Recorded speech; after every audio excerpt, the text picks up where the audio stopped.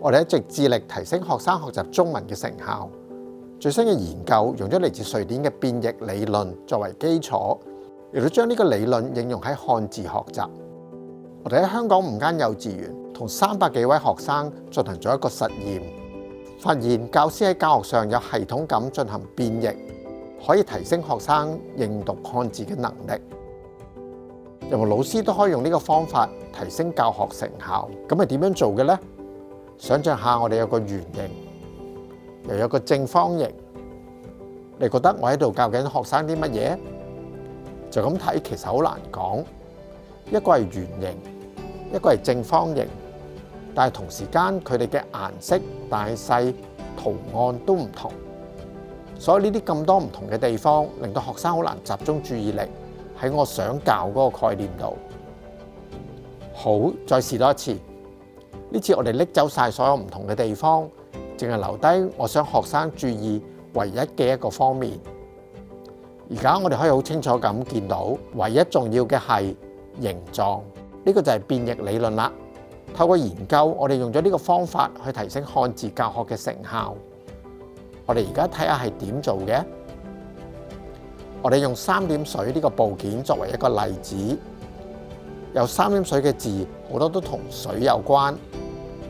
常用嘅教學方法就係展示有三點水嘅字，例如清水嘅清、浪花嘅浪。嘗試指出各個字之間相同嘅地方。兩個字嘅形符三點水係一樣嘅，但係聲符就唔同，分別係清同埋涼。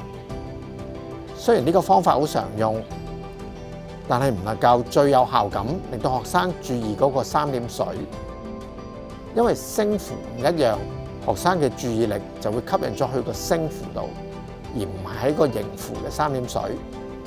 我哋而家用變譯理論去修正呢個教學設計，我哋唔改變個聲符，保留個清，改為換唔同嘅形符，三點水同埋豎心邊。